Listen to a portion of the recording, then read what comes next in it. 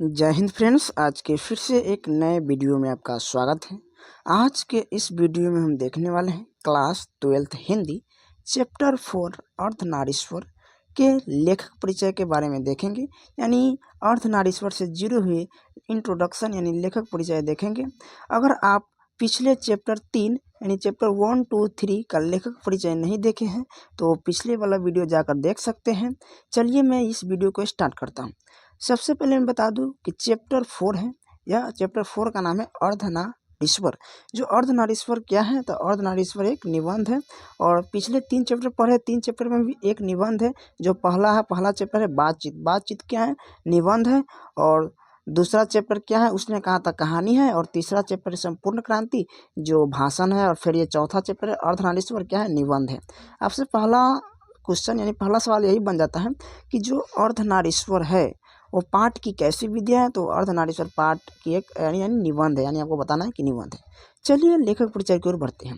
सबसे पहले पॉइंट क्या है कि अर्धनारीश्वर पाठ एक निबंध है। यही देखिए पहला क्वेश्चन यही बन जाता है कि अर्धनारीश्वर एक क्या है, पेशे क्या है, विद्या की क्या है, तो निबंध है। दूसरा, लेखक का नाम रामधारी सिंह दिनकर हो गया। यह भाला बात आपको पता ही होगा। और इसका जन्म 23 सितंबर 1908 ईस्वी को हुआ था। यानी आपसे पूछा जा सकता है कि ये सब इंपॉर्टेंट क्वेश्चन है। लेखक परिचय से ज़्यादातर क्या होता है कि उसका जन्म कब हुआ पूछा जाता है। तो मैं बता दूं कि रामधारी सिंह दिनकर का जन्म हुआ है 23 सितंबर 1908 ईस्वी में हुआ था। और इसका निधन यानी इसका मृत्यु 24 अप्रैल 1974 ईस्वी में हुआ था। यानी जन्म 1908 और मृत्यु 1974 ईस्वी में, याद रखिएगा। और इसका देखिए अगला पॉइंट क्या है कि जन्म स्थान, जो इसका जन्म स्थान है वो कहाँ है, सिमरिया, बेगूसराय, बिहार। यानी जो रामधारी सिंह दिनकर थे कहाँ के थे, अपना बिहार के ही थे। यानी आपको यह पता होना चाहिए, यह गर्व की बात होना चाहिए कि जो रामधारी सिंह दिनकर है कहाँ के, सिमरिया, बेगूसराय, बिहार, यानी अपना बिहार का ही है।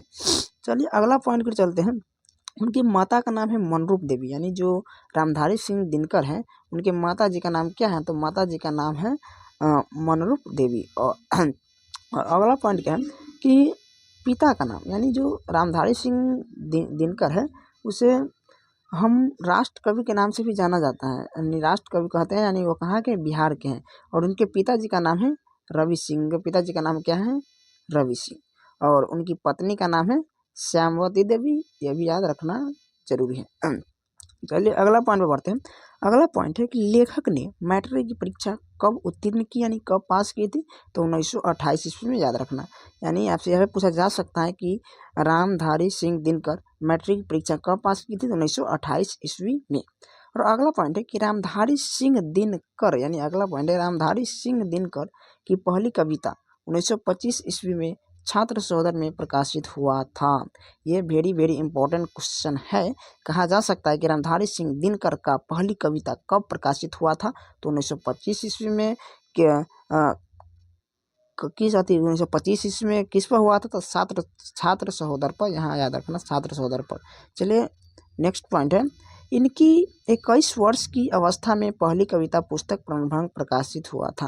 यानी क्या हुआ था कि जब वो 21 वर्ष के थे, 21 वर्ष के, तो इनकी क्या हुआ था कि पहली कविता यानी पहली पुस्तक प्रणभंग प्रकाशित हुआ था। यहाँ से पूछा जा सकता है कि जो उनकी पहली कविता प्रणभंग है कितनी वर्ष की वायु में प्रकाशित हुई थी, तो 21 वर्ष की वायु में क्या हुआ था, प्रकाशित हुआ था। चलिए अगले पॉइंट पर चलते हैं। अगला पॉइंट है कि संस्कृति के 4 अध्याय पर उन्हें साहित्य अकादमी पुरस्कार मिला था। ये वेरी इंपॉर्टेंट है। यहाँ से आप इसको आप ऐसे याद रख सकते हैं कि संस्कृति के 4 अध्याय पर उन्हें साहित्य अकादमी पुरस्कार मिला था। देखिए यहाँ क्या है कि संस्कृति है, स से शुरुआत होता है, और इस अकादमी का भी नाम है साहित्य अकादमी आदि पुरस्कार। तो इसे याद रखना, संस्कृति के 4 अध्याय पर उन्हें साहित्य अकादमी पुरस्कार मिला था रामधारी सिंह दिनकर को।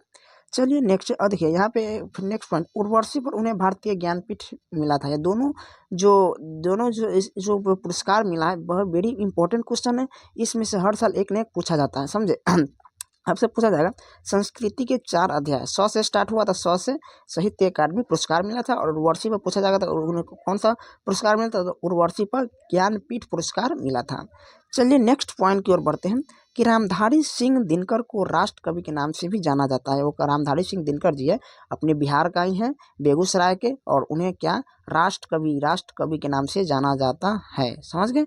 चलिए नेक्स्ट पॉइंट की ओर बढ़ते हैं। नेक्स्ट पॉइंट क्या कहता है, देखिए नेक्स्ट पॉइंट है कि अर्धनारीश्वर 1952 में प्रकाशित हुआ था, यानी चैप्टर 4 का नाम ही है अर्धनारीश्वर, जो कब प्रकाशित हुआ था, 1952 ईस्वी में, याद रखना, वेरी इंपॉर्टेंट।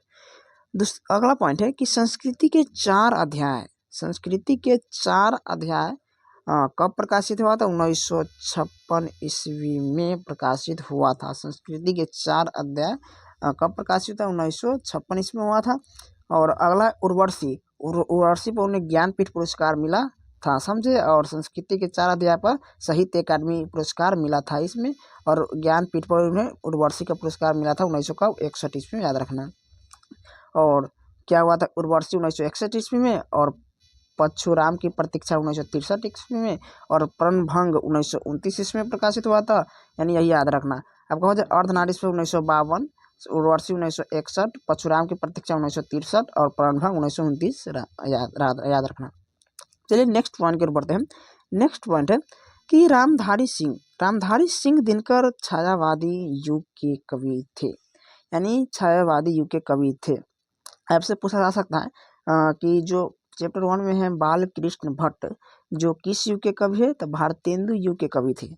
वो भी निबंध थे, ये भी निबंध है, लेकिन इस निबंध में जो रामधारी सिंह दिनकर थे, किस युग के कवि थे, तो वह छायावादी युग के कवि थे, याद रखना। ठीक, चलिए नेक्स्ट पॉइंट की ओर बढ़ते हैं। नेक्स्ट पॉइंट क्या है कि अर्धनारीश्वर शंकर और पार्वती के काल्पित रूप है, यानी यह क्वेश्चन पूछा जाता है जो अर्धनारीश्वर पाठ है उसमें किसका काल्पित रूप है, तो शंकर पार्वती आपको मारना है। ठीक में, चलिए नेक्स्ट पॉइंट पर। नेक्स्ट पॉइंट क्या है कि बुद्ध और महावीर ने कृपया करके नारियों को भी भिक्षुनी का अधिकार दिया है, यानी जो बुद्ध और महावीर जी थे, वो नारियों को क्या कुछ दुख समझता था, यानी भिक्षुन का आविष्कार दिया है। चलिए नेक्स्ट पॉइंट पर बढ़ते हैं। नेक्स्ट पॉइंट देखिए, प्रेमचंद्र ने कहा था कि जब पुरुष नारी का गुण लेता है तो देवता बन जाता है, जबकि नारी राक्षसी बन जाता है। यह कहाँ तक उचित था, प्रेमचंद्र ने अपने मुख्य वाणी से यह बात बोला है कि जब क्या होता है कि जब पुरुष जब नारी का जो गुण लेता है तो वह देवता बन जाता है, जबकि नारी जो राक्षसी बन जाती है, देवती पुरुष का गुण लेता है। तो यह बात कहाँ तक सही है, आप जरूर बताइएगा कमेंट में। अगला पॉइंट है, लास्ट पॉइंट है कि दिनकर की सर्वश्रेष्ठ काव्य रचना कुरुक्षेत्र में है। जो दिनकर रामधारी सिंह दिनकर है, अपने बिहार के राष्ट्र कवि, उनका कहा है कि दिनकर की सर्वश्रेष्ठ काव्य रचना कहाँ है, कुरुक्षेत्र में रचना है। चलिए यह आज का लास्ट पॉइंट रहा, फिर मिलते हैं नेक्स्ट वीडियो में। धन्यवाद।